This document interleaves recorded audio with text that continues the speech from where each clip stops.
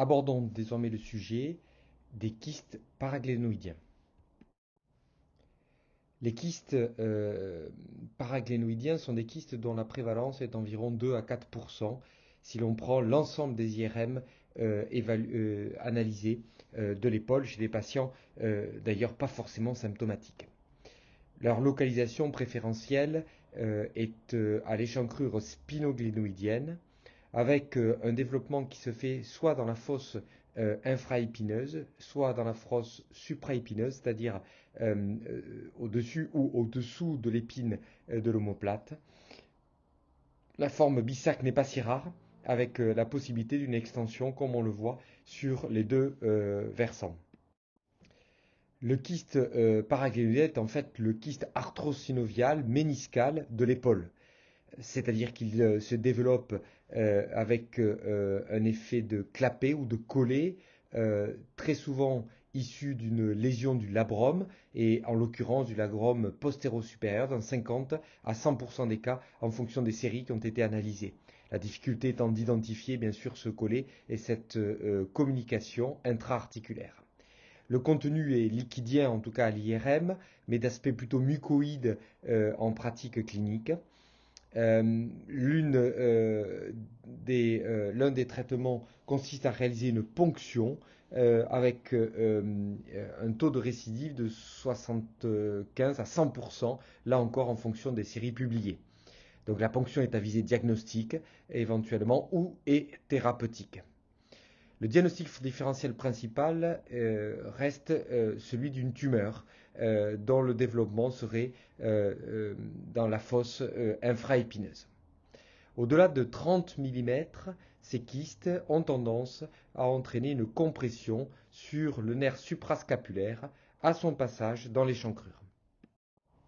Sur cette vue postérieure de l'épaule, que j'ai empruntée à Philippe Claver et Hervé Tomaso, on peut parfaitement identifier la proximité qu'il existe entre le nerf suprascapulaire qui contourne la base de l'épine de l'omoplate et le potentiel zone de développement du kyste qui se situe donc en arrière du labrum postérieur, comme on peut l'identifier ici, représenté par cette image en jaune.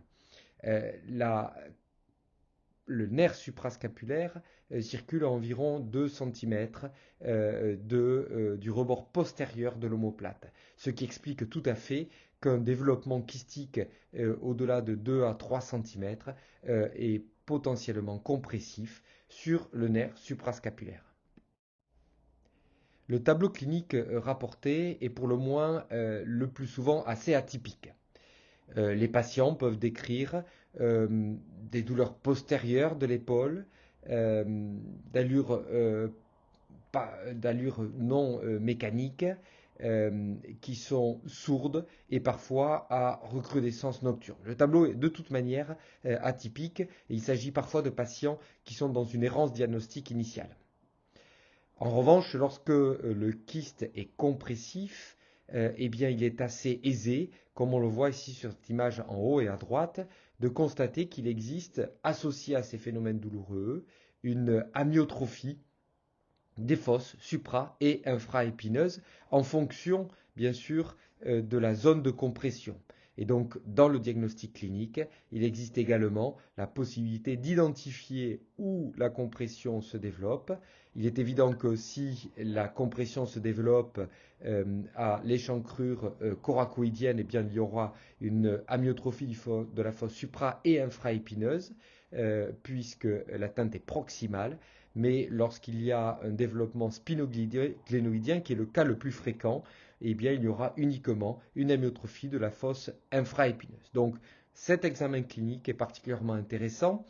On y associe souvent, lorsqu'il y a une amyotrophie, à une perte de la force de la rotation externe, lorsque celle-ci est testée de manière comparative.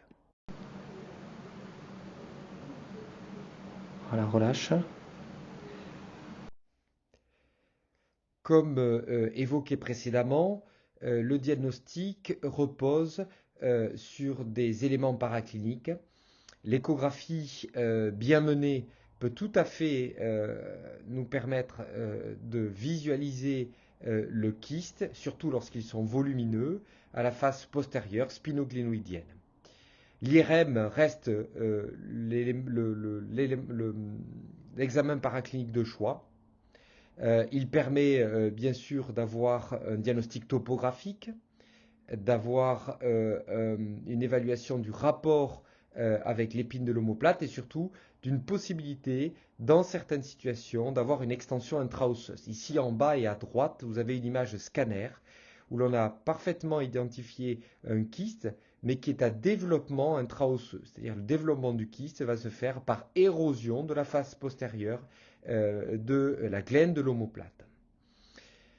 Cet IRM a aussi comme avantage de pouvoir évaluer les conséquences de ce kyste par compression en T2 FATSAT où l'on va évaluer les muscles de la coiffe des rotateurs, que ce soit au niveau de la fosse infraépineuse ou supraépineuse, avec souvent des signes initiaux d'œdème de dénervation, puis qui vont évoluer vers une atrophie et une dégénérescence graisseuse. Enfin, l'IRM, bien sûr, nous permet de faire un diagnostic différentiel qui peut être celui donc d'une tumeur atypique, synovial-sarcome, lipome ou simple dilatation veineuse que l'on peut aussi rencontrer dans cette situation.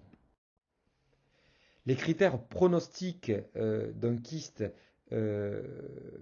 spinoglénoïdien reposent bien sûr sur son volume et comme nous l'avons évoqué précédemment, eh bien, un kyste très volumineux au-delà de 30 mm a tendance à venir comprimer le nerf suprascapulaire, mais le pronostic est surtout basé sur cette compression en réalité. Et comme on peut le voir sur ces images ici, eh bien, il y a bien sûr un risque d'atrophie et dégénérescence graisseuse, en particulier au niveau de l'infraépineux, lorsque le kyste vient comprimer le nerf suprascapulaire à son passage de l'échancrure spinoglénoïdienne. Cette atrophie et dégénérescence graisseuse est malgré tout non réversible, malgré le traitement du kyste. Et donc, en quelque sorte, la prise en charge thérapeutique doit intervenir avant que cette dégénérescence graisseuse s'installe. L'œdème de dénervation est lui en revanche régressif. Donc il faut, je pense, agir avant la dégénérescence graisseuse au stade œdémateux, finalement assez tôt, dès que le diagnostic est réalisé sur un volume kystique supérieur à 30 mm. Alors comment agir sur ce kyste ?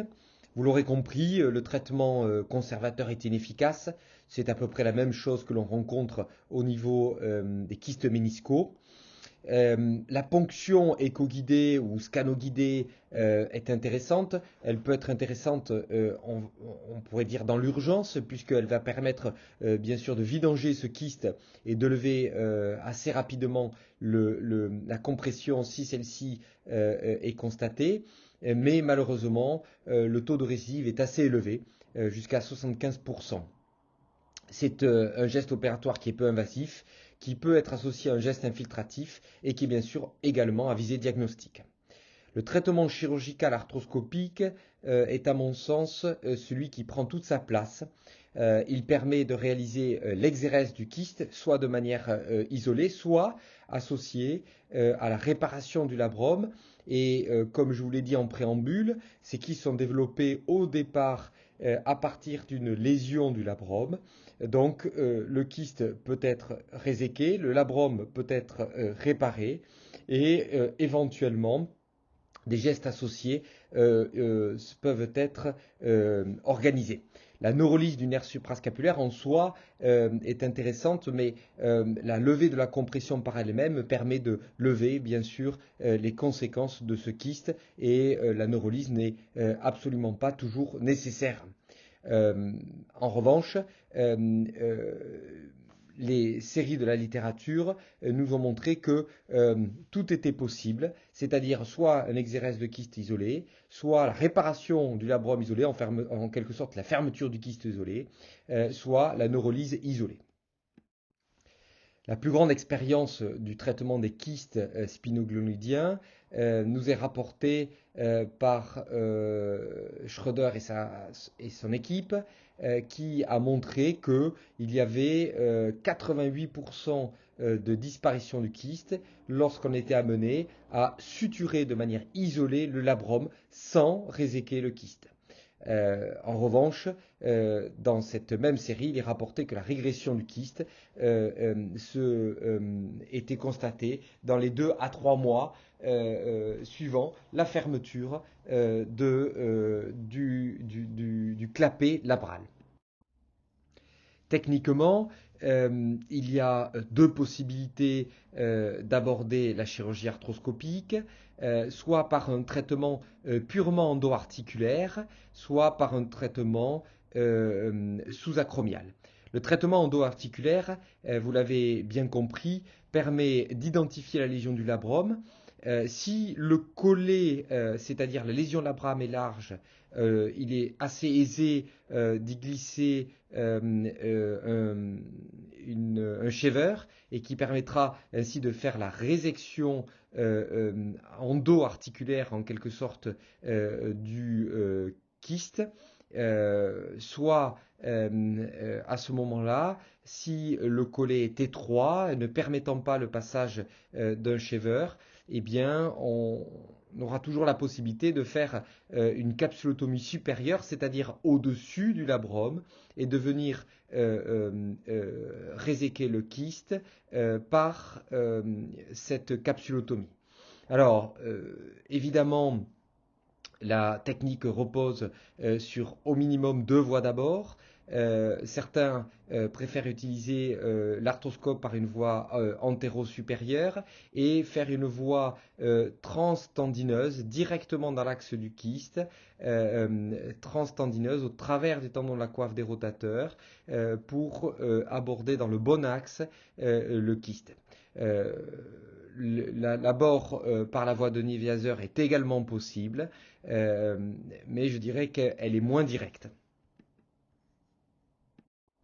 Si le choix technique est de réaliser une résection kystique sous-acromiale, il faut avoir en tête que le kyste est très médial dans la masse musculaire évidemment du supraépineux et de l'infraépineux et que associé à une voie arthroscopique et à une voie de travail qui permettent de faire d'introduire shaver et sonde d'électrocoagulation, eh bien, il y aura également des voies instrumentales antérieures et postérieures qui permettent de glisser d'éventuels écarteurs, tout simplement des sticks, pour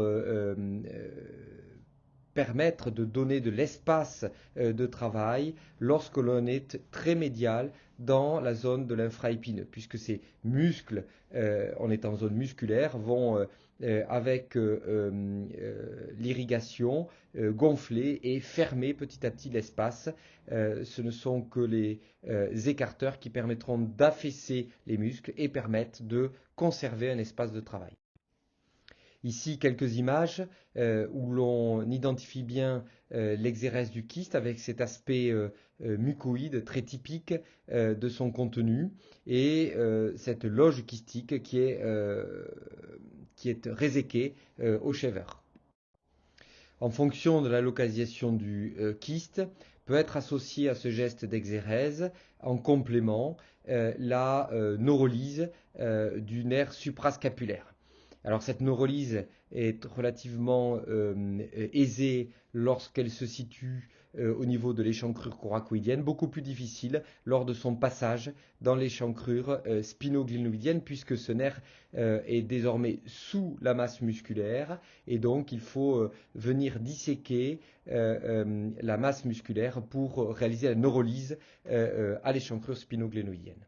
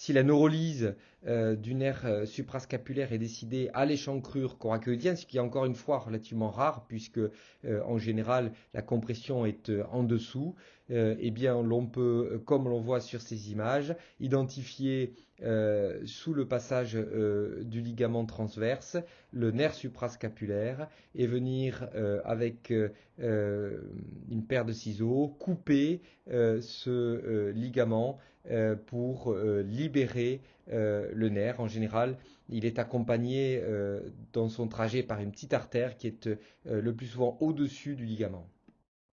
Quant à la neurolyse à l'échancrure spinoglioïdienne, elle est bien plus difficile de réalisation. L'on voit ici sur cette image que j'ai empruntée à Philippe Claver et Hervé Tomaso que eh bien, le nerf est vraiment sous la masse musculaire. Il faut donc disséquer dans une zone qui finalement se prête difficilement à l'arthroscopie.